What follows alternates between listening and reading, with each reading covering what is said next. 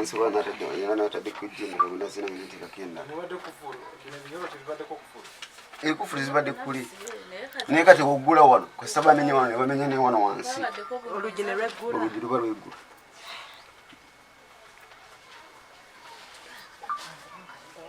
isamu omukono tulabe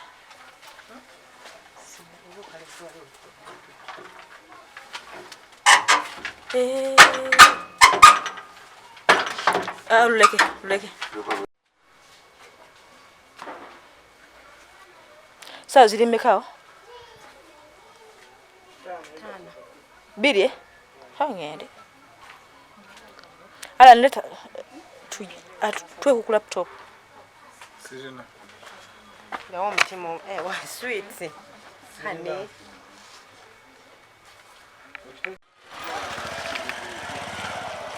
I remember.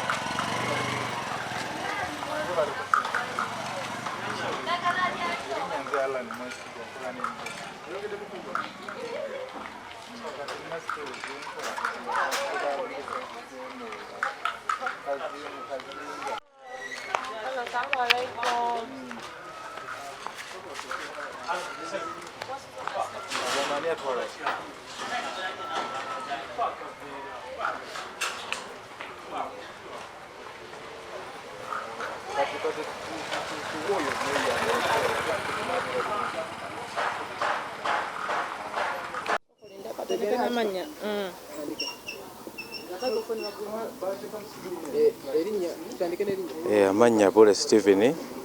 kansala w'ekitundu kino ku Nansana municipality. Obuzibu obwatuuse mu kitundu kyange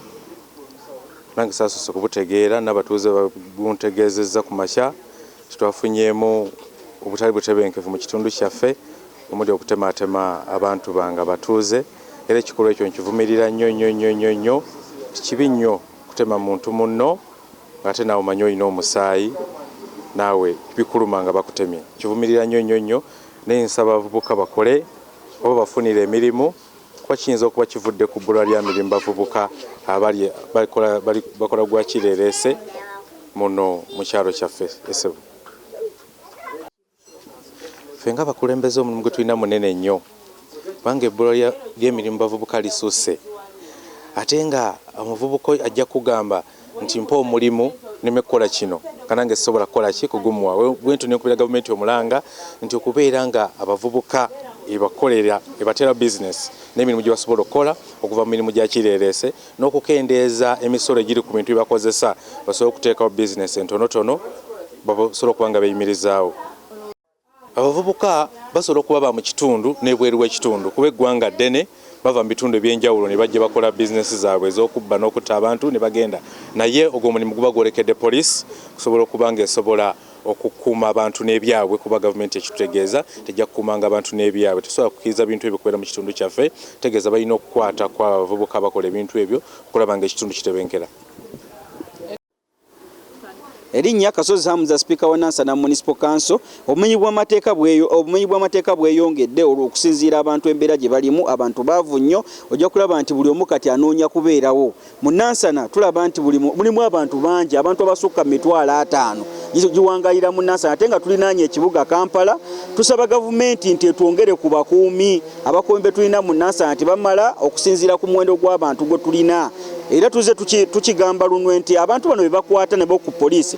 ekola omulimu gwabwe ogw'okubeera nti evunaana abantu abo bulungi tulabe nti bagenda at least emabega w'emitayimbwa nojja kusanga nti omuntu atema omuntu ne tugenda ku poliisi abatuuze nga mbadde muze mbawulira bagamba nti bakomplaininga ku poliisi ne bawaayo amanya g'abantu abo ate poliisi abantu bano ebamanyi naye tusuubira nti waliwo enkolagana w'ababbi oba ne poliisi mu Nansana tusaba nti gavumenti eveeyo mu lwatu etukakase tewabanga poliisi ekolagana n'ababbi mu Nansana ffe ng'abantu tusalewo tubeeko ne kye twekolerawo tulabe nga tukuuma obulamu bwaffe kubanga tumanyi nti poliisi eteekeddwa okubeera ng'etukuuma kubanga ffe tugiwa omusaala ffe tubasasula abapoliisi bakole omulimu gwabwe bulungi. Ebiseera ebisinga ku enambazi z'abantu kati nnaku zino abatigomya abantu baana byaku byalo bennyini nga beegasseeko n'abalirwana baffe abava mu Kampala okujja e Nansana okubeera nga babbayo naye bwe tulaba nti we tugenda ku poliisi okuwaaba abaana b'oku byalo ojja kulaba nti poliisi yeesuulirayo gwa naggamba n'abantu nnaku 2 ng'ebatadde. abatuuze baffe njagala okubategeeza nti obwavu buyitiridde mu bantu buli omu anoonya survival. Tubasaba nti wemubanga muva ewaka mulekeewo abantu ate nammwe abasobodde okubeera nti muyiiya ekiro nga okusingira ddala baganda baffe abatunda chips ku makubo abasiika chapati mufune mutambulireko at least mu bibinja nga mukomawo ewaka newaka mulekengawo abantu basobole okubeera nga babakuuma ne ba defense mubatuukire mubeera nga muyina kye mulabye okwekengera oba omuntu gwe mutamanyi mu kitundu ekyo mu reporting tulabe at least naffe ng'abakulembeze tujja kubeera nga tubaako nekitukolawo ate obubaka eri abazadde bakuuma abaana njagala okutwala omukisa guno era okubiriza abazadde mwenna nti ku security y'amayumba saawa zino muzze mulaba obutambi obutambula ku mitimbagano ng'abantu baggula mugenda ne muggalawo kufulu ne muggazaawo eno ey'omu maaso yokka naye ng'ate ne munda muteekeddwa okubeera nga musibirawo kufulu abantu bano atiresi nammwe mubazibuwalizeemu okubeera nga babatuukako mweyongereko ku security yammwe ey'obuntu naffe oba oliawo abakulembeze we tunaatandikira okubeera nga tuyambako mukozi abuguma banna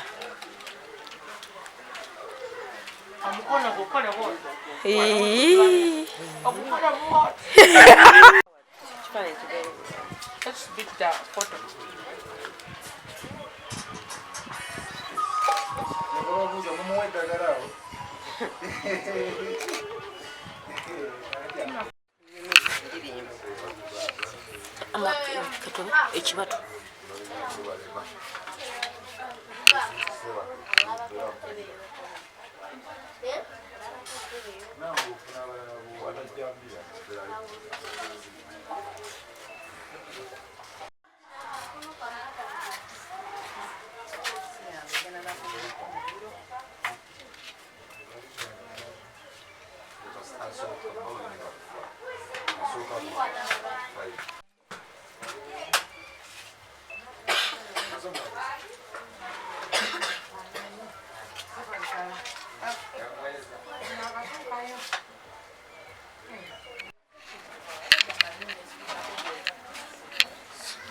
Bale mji tutandike tuyongere n'abakyala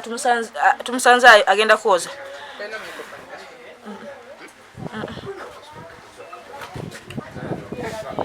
Tutandike. Linda. Ngona oza linda ko bano bali listed. Basolo obo kamera obo. Tandike n'amanya. Andika. Amanya nze Nyarwanda Williams. Nyarwanda Williams. Mukulu Ya nakomawo sawa zali. Erinnya. Nze Nyarwanda. Mariko check 1 2. Sawa ndi huyo kwali mungi. Nze Nyarwanda Williams. Nyarwanda Williams. Nakomawo sawa zali video ko. Nakomyewo sawa video. Nedda so tudde mulomo. Nze Nyarwanda Williams mbeera kazinga we bati nakomyewo sawa babadde sawa abantu wano wafuna Kyandiko oli mutuuze waawo oli mutuuze omukono wakomyewo sawa bwezi omukono sinda omukono gwanike nze Nyarwanda Williams nakomyewo okuva okukola sawa zabadde 2 nenyingira mu gwange kubanza bwe nyingira sifuluma mbeera munju kati nembeera mpaka sawa 7 kubanga mbaako ne byenoonyereza nkola ku bya ddagala lya habo kati mpaka ku sawa 7 neŋŋamba kankole ki kampumule nenyingira ekisenge okwebaka kati mukwebaka ziweranga saategedde oba zaabadde saameka kati mpawa mukabwe nti okudda engulu nga ndaba abantu abakola ki basajja 3 bayimiridde mu gundi mu maaso g'ekitanda kyange awo kwe kukola ki mukwekanga bwe nti nenkuba enduulu kuba neebuuza nze omuntu asula mu nzekka kijja kitya nti ate mulimu omuntu omulala ne baŋŋamba sirika tokuba enduulu kola ki sente ziriwa ne mbagamba siina sente omwami omumuna yabadde n'omuggo nankuba wano era kizibu okutambula ntambula nsika busisi okutambulako wano kati awo naakola ki nangamba ne bangamba sirika nenkola ki nensigala nga nkuba enduulu nantema wano olubale yabadde ne jambiya kati mukola mukuntema jambiya naye nga ndi ku buliri nga nkoze ekingudde bwe nti nasigala nga nakola ki naye nga bangamba sente endala ziriwa ne bagamba sente siina naye nga bwe nkuba enduulu mukuba enduulu nga mpanisa omukono bwe nti saategedde buta bwe yantemye gundi jambiya ekibatu kino kyonna kino nekidde eno nekino nekidde eno kati kwekola ki nesigala nga nkuba enduulu saategedde butya omulala we yankubye muggo wano awazimbye wano mu nsingo kati awo nkusigala nga nkuba enduulu nakola ki ne basalawo ne badduka nange nenva ku buliri gye nabadde ngudde bwe nti nenkola ki nga badduse bafuluma naye nga omusaayi mungi era enju yonna nekola ki nebuna omusaayi nenfuluma wano wonna nga omusaayi mungi naye kati nenfunamu ekirowoozo nti munju olinamuko ku ddagala lya habo ate tosooka nokola kyomusaayi mungi ate bwonoofuluma bayinza okuba nga bakyali kumpi wano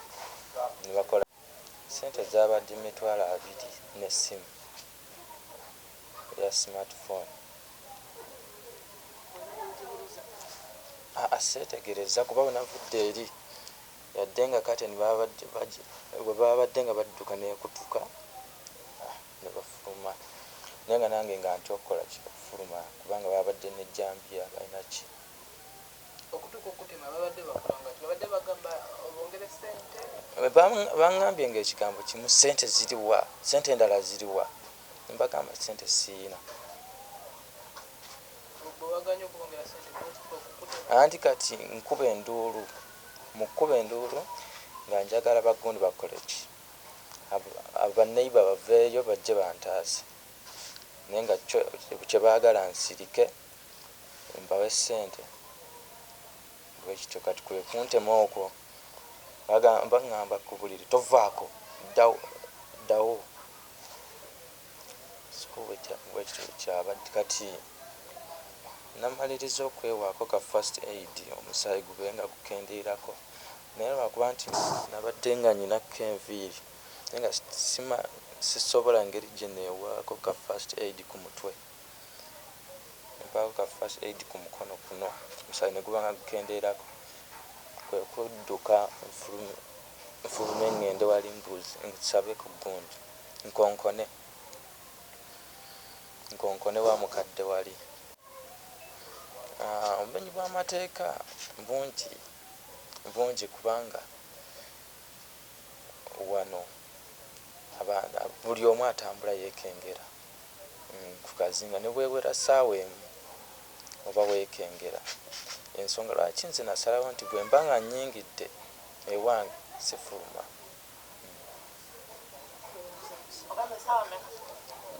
kati nagenda otunula ku ssimu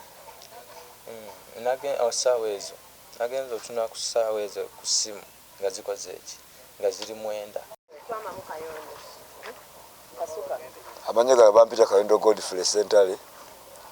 Obuzibu bwe tusanze ku kyalo kuno abatuuze b'ekyalo tebayamba ne b'okuba enduulu ekiro nga badde bakuzinze terina omu avaayo. Ekisooka abavubuka bangi ku kyalo tebalina mirimu bataaya butayaaya. Abantu bavuba baluma tebalina kye balya bali bubi nnyo kyekivuddeko obubbi.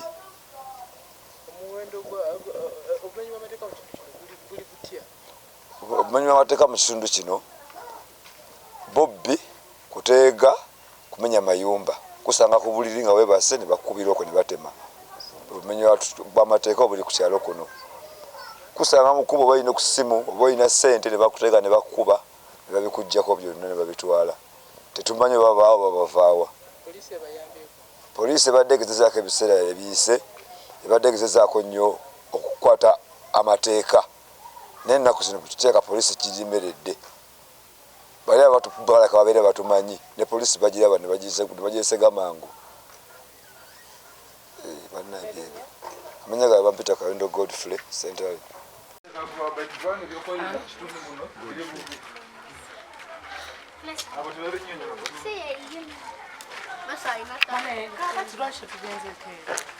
Genda mu kamera omwana waayi aludde okulabako wene ennyindo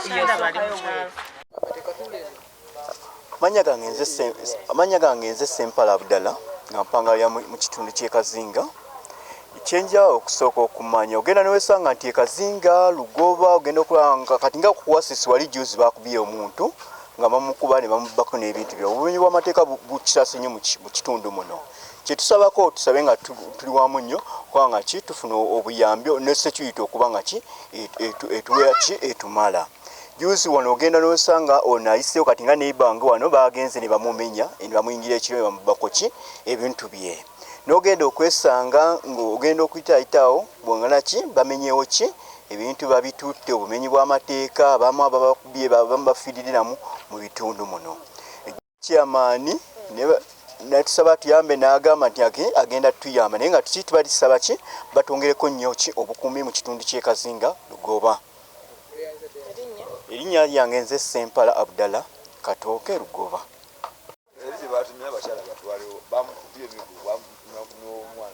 tomanyiyo tugende Dore aliwa dore oliwa Ngonde wansi.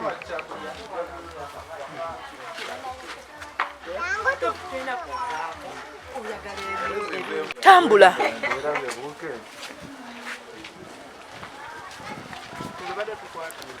tubagazaaki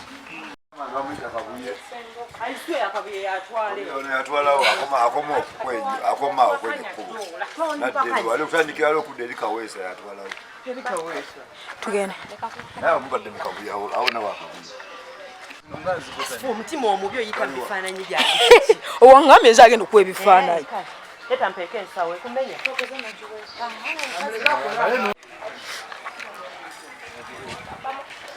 naye kiraga munyaye kiraga nekiraga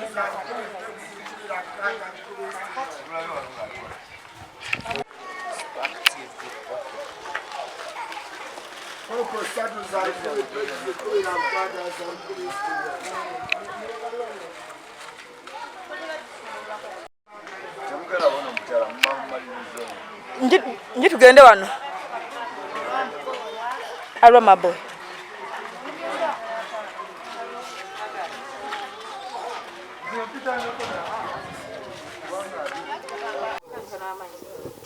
amanya mama Jessica Kobusinji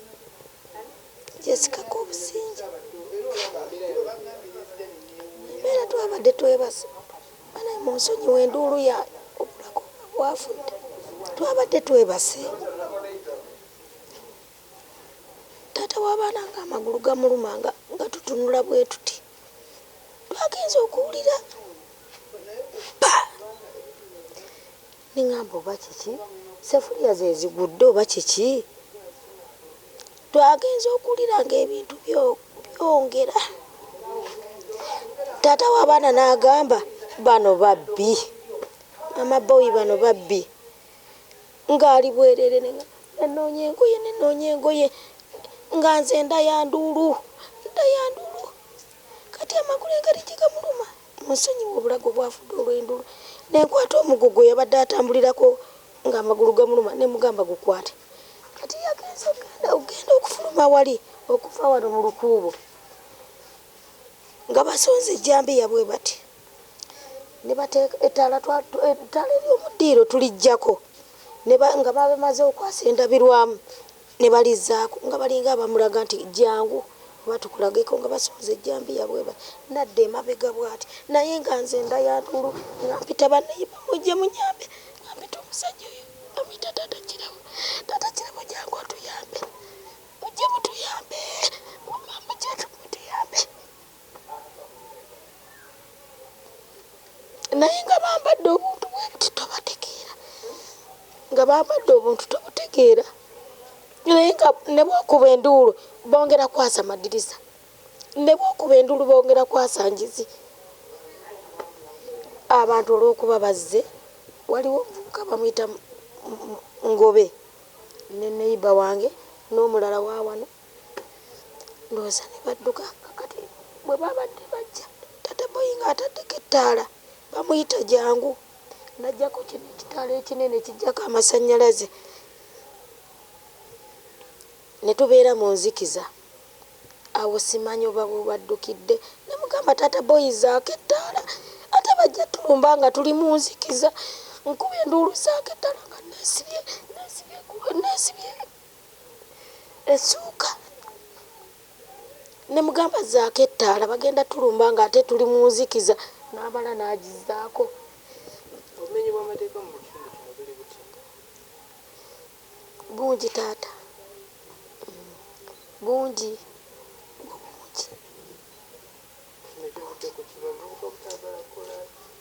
Sijja bagamba munnange amanya Jessica Kobusengi tebaatutte baakubye enzigi zonna ne baziyasa zonna naye nga baasooka okutubba ne bamenya wano ne babba ebintu wuufa paasi z'amasannyalaze kati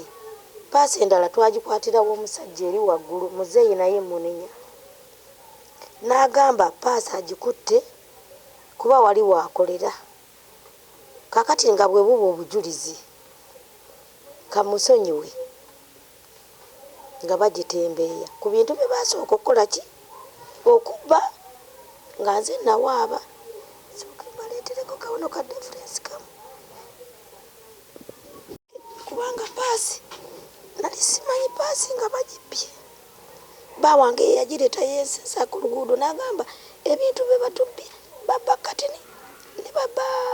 engatto zange ne babba wuufa babba ebintu bingi kakati yansanga ku luguudo n'agamba maama boyi nkutteko paasi gonza ogijjeewa wasaamu agula ebikadde ne mugamba nze nawaaba lwaki tompise n'agamba nze musonyiye kuba wali wenkolera saagala kweyonoona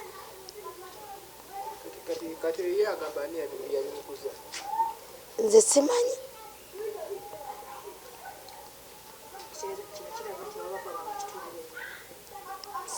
munnange kakati abaakubye sibategeera sijja bategeera mukwano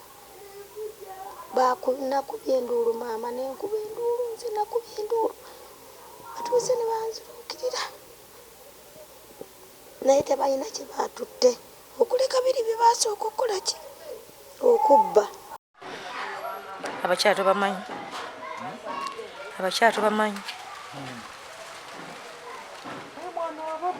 ababbi bazina beega ezo sente zandiguze endabirwamu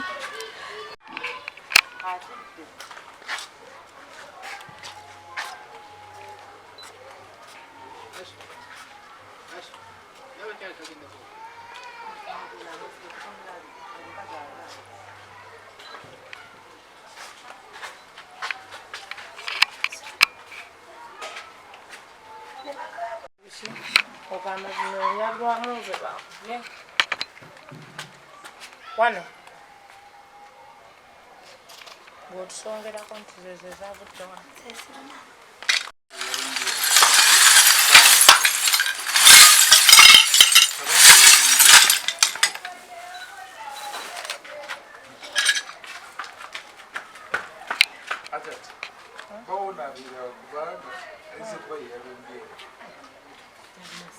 ate ovuddewo maama wandibadde ojja nono manga aswanga ndabirwamu zinayosisa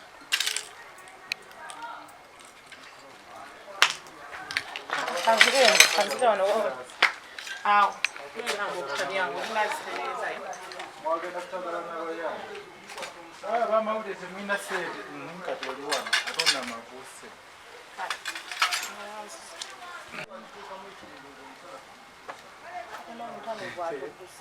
akati taata muvuddewo buuza kuba mukama wange tali.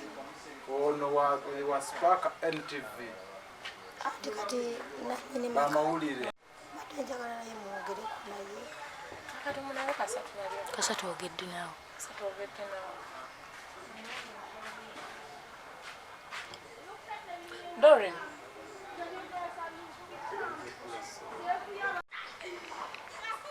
Kati maama muvuddewo. Bamawulire. Ba TV ez'enjawulo. Eya Buganda okimanyi? Biggest terrifying yono. Amanya nze muzzukulu wa Gabonga omuzira Mamba Nsubuga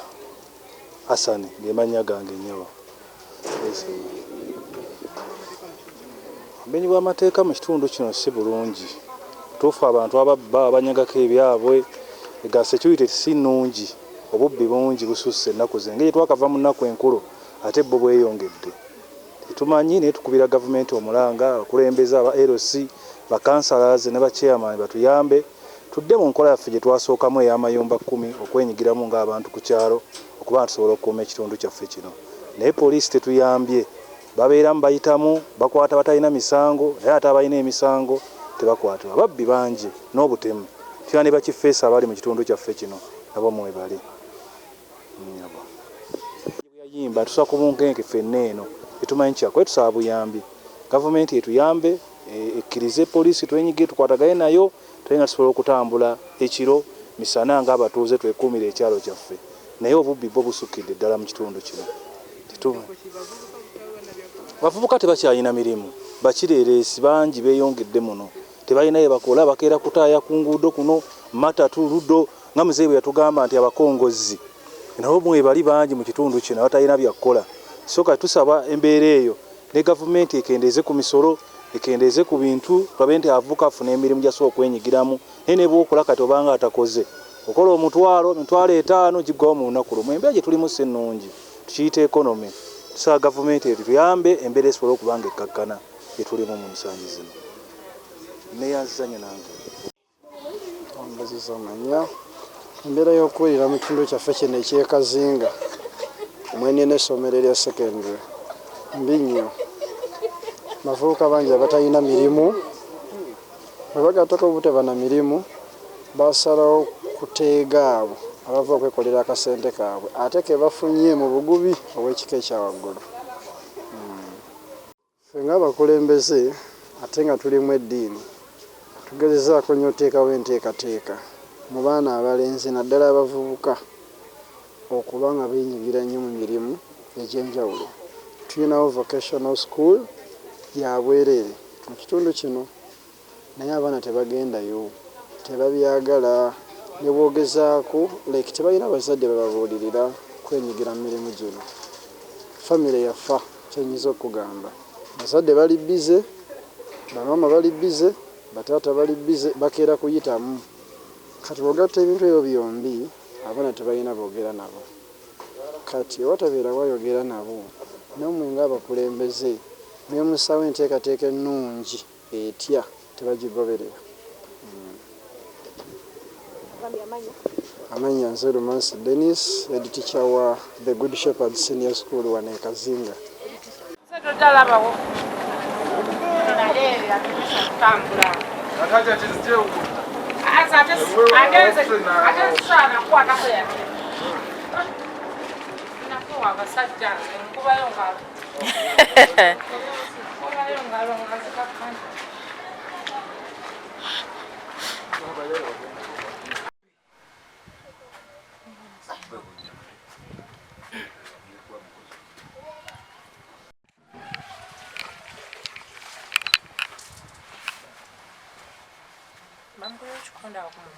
Jambia yamuyiseeko ku mumu.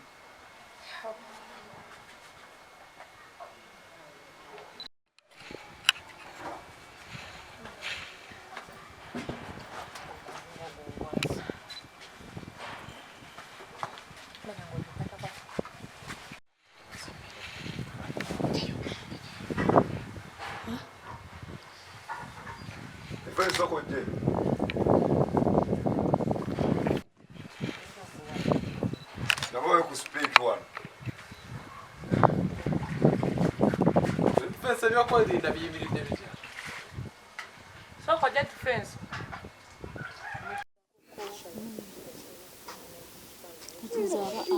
ababbi bazze ekiro ssaawa nga 8 kubanze ssaawa 8 mbeera nsaba ekiro ku leediyo ya pasita Tom kati nabadde mpuliriza njiri nga bwe mpandiika amasomo ge basoma nga manadde siyina ssimu nga yabadde yafudde nga ngitutte ku kyaji ebweru ekiro agisize ewa Dayana kati we bazze nenadde n'akatooki ka mutabani wange katono nga bebaguyogera amasomo nga mpuliriza nga mpandiika amasomo gange nga mbenkya nja gakola ki gasoma kati nga mpulira bakokota ku luggi nga ngamba abaana tebaasibyewo oba kkapa ng'omutima gungamba kirabika buki babbi nengamba naye baba babbi twasibyewo kanywere nenywera nabadde mu buliri nenywera nengamba mukama ndi wano mpuliriza kigambo kyo gwaba akola ki gwaba ngumya ngenda owulira nga bakuba endeberwamu eyasoose nga bakuba pu n'amaanyi nengamba abo babbi baddala nabadde ngegalamiza bwe nti ku piro nga nsituka nga ntuula ku buliri bwe natudde ku buliri nga ngamba mukama abo babbi nga ntandika okuyita Yesu nga mpita Yesu nga bongera nga bakuba omulundi omulala nga bakuba ogwokusatu bamaliza okuba ogwokusatu nga bakola ki nga baggula ekinyoro waggulu nga bayingira ngamba mukama nempita Yesu nnyo nempita Yesu ne bantuukako ku buliri nga bakutte ettooki nga bakutte ejjambiya nga bakutte n'ekiggo kinene kibeeno nga wanene ng'eno watono we bakwatira nga banneesimba bwe bati maaso bwe nesituka neefukamira bwe nti nze nasigadde mpita kimu Yesu kuba nagambye ne bwe naakuba enduulu teri agenda kuntaasa ne ngamba Yesu gwe gwe mbadde mpuliriza essaawa zino gwaba akola ki gwaba ntaasa nga n'akaleediyo nadde n'akaguza eggulo nenkagula nengamba kampulirize kuba mbadde mpuliriza ku ssimu essimu nga yafudde tekyasobola kunkolera nengamba kanguleyo akaleediyo kange ka mitwalo egyo 2 kemba mpulirizaako kati bwe bantuuseeko bati nasigadde mu nneeti omutima gwangambye tovaayo kuba tosobola kulwana nabo nze era yabadde mukama yangambye sigala mu nneeti kati bwe yabambye ekigga kinkube kuba kiba kinene nakitunuddeko bwe nti eno kiba kinene bwe kiti kati eno waggulu balekayo akantu nga katini ke bakwasa basobole okuguwanika obulungi kati we yakubye neeta eno nekendeeza ki amaanyi g'omuggo kati nkuba omutwe gabadde gujja kwabika kuba ekiggo kinene n'amaanyi ng'omusajja yakukuba neeti n'ekikwata kyagenza okuntuukako nga kikakkanya nengamba kati nfudde nenfukamira wansi ku buliri nempita Yesu ne bangamba yogera sente ziriwa tuwe sente twagala sente ne mbagamba nze siyina sente siyina dde n'ekikumi ne bangamba kati oyinaki tuwe simu nze essimu sigiyina nagisuziza wa Dayana kati nakwata piro nagisitula nagikanyuga eri nanoonya sente nga taziraba nangamba webike mu bulangiti nenyingira mu bulangiti nebika nengamba kati kenebise mu bulangiti bagenda kunkwatira abaana nengamba mukama abaana bange yamba abaana bange ngandi mu bulangiti mpita Yesu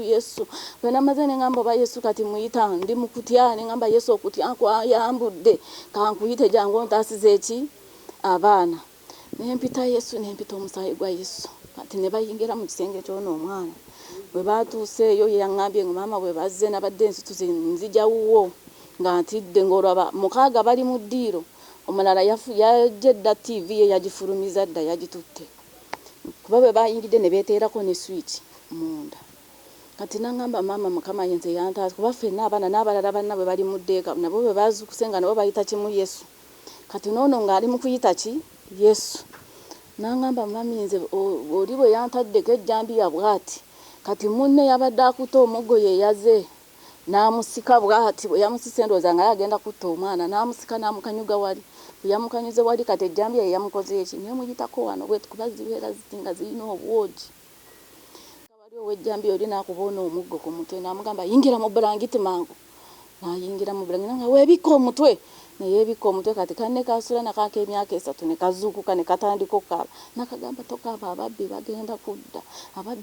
kudda kata we yatandikidde nampita nangamba maama nengamba mukama akoze nemubuuza nti bagenze nangamba maama bagenze aga Katonda mu ggulu twayekunganyiza mu kisenge kyange ne mu ddiiro tetwatuuseewo ne tudda mu kisenge twasuze tutunula mpaka budde kutanga tuyita kimu Yesu Yesu Yesu ne tugamba Yesu atuwonyezza ne bafuluma bate ne twasuze wano nga waggule mpaka 12 ez'okumakya batutte TV ne radio kwade tebalina kinene kye balina kutwala tetulina birala bye tulina batwale sente bazitubuziza nga tetuziyina naye ffe Mukama yakoze eki eyatuyambe kuba twade tetulina sente ze baagala baali tutemyetemye nziko mugisa Silivia sibitegeera munnaye ngeri gye ndi omukazi nze mbeera waka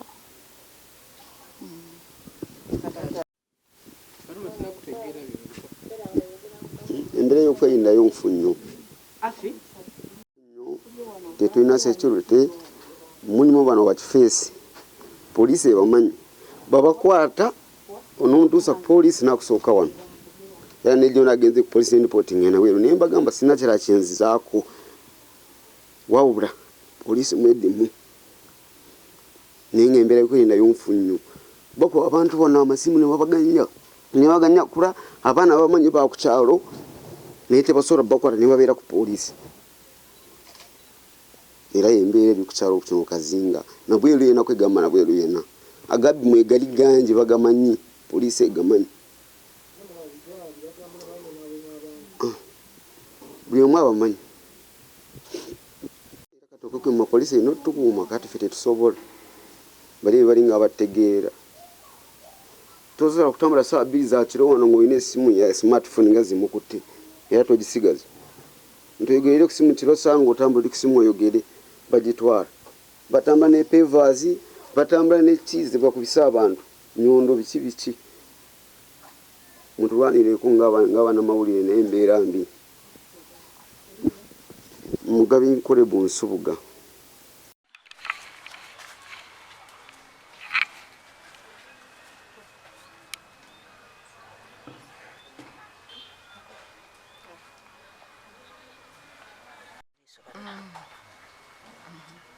Amanya Komugisa Silivia Komugisa Komugisa byonna obaye bakolesa munaana gwa kiro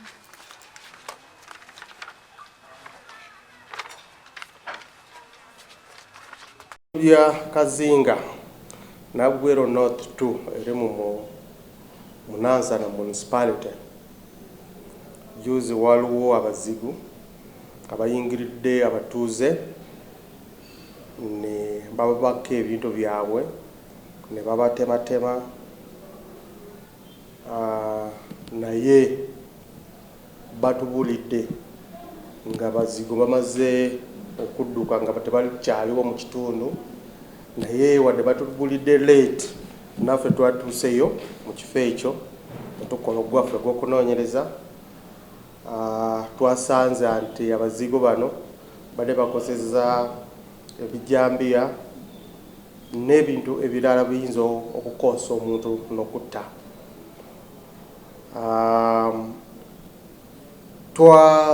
twakoze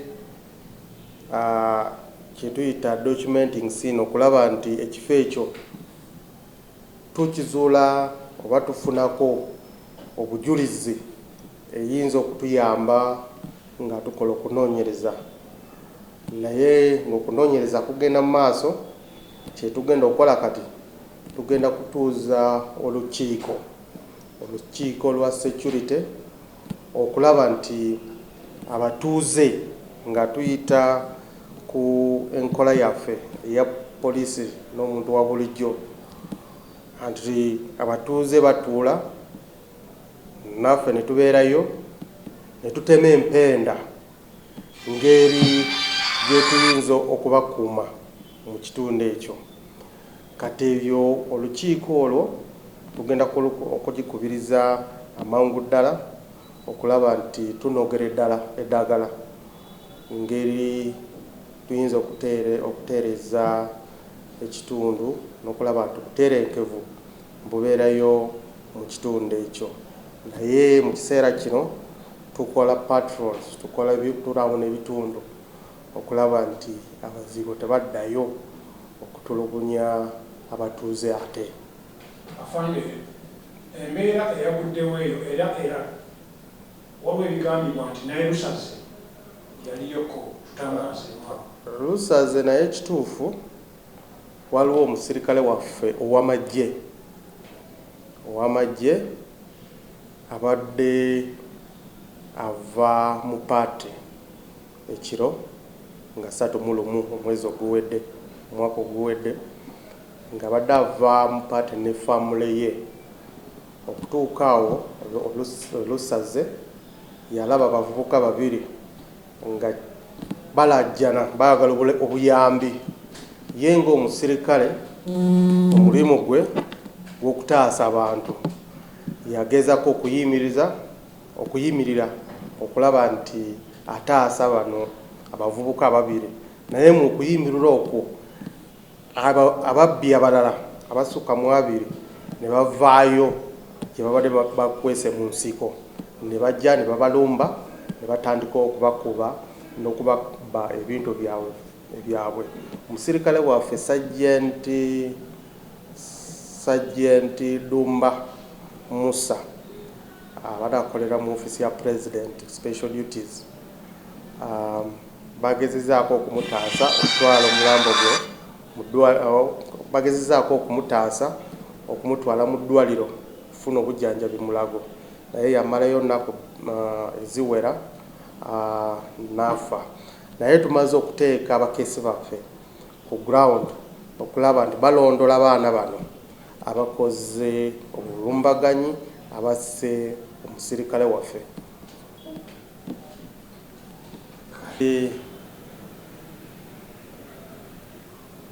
There were thugs who attacked the residents of Kazinga Nabweru North to Nansana municipality. They were attacked at night. They were cut and their properties were robbed. Police was informed late when the thugs had already fled, but still they responded and they began the investigations. We are investigating a case of aggravated robbery that was committed by the thugs. The thugs had the pangas and other breaking implements that they were using to break into people's homes, to break the windows, and we are using all the available technology to see that we track them down. Our action that we are now going to take, we are going to carry out community policing in that area to sensitize members of the public what to do, and also to sit down with them in a security meeting, and we discuss with them the way forward, how we can solve the insecurity that is coming up in that area forever. Because they are the ones who know where these thugs could be having originated from. They are the ones who know how best we can protect them. So when they give us their opinion and we analyze, then we shall find a concrete solution to the insecurity that is trying to come up in that area. So in the next few days, we will see that the security in that place is greatly improved. But in the meantime, we are doing the normal patrols in the area using foot and motorcycle squads to patrol that area. Afande, the allegations that the same brutal attacks could have happened in Lunguja, do you have any information in Lunguja, the one you talk of 31st, where one of our army officers was attacked. Sergeant Dumba Musa, who works with the President's office, was coming from a party with his family. So when he reached Lugala, not Lunguja, Lugala Lusaze, he saw some two men or boys like who needed help. He stopped as a security personnel, he wanted to help, but instead thugs came, about 20 from the bush, and attacked him plus his family. He was hit, and they tried to take him to hospital. He stayed in hospital for some few days, then he passed on yesterday. So those thugs, we're also tracing for them, because we have put our intelligence on the ground to trace for the thugs who hit our own.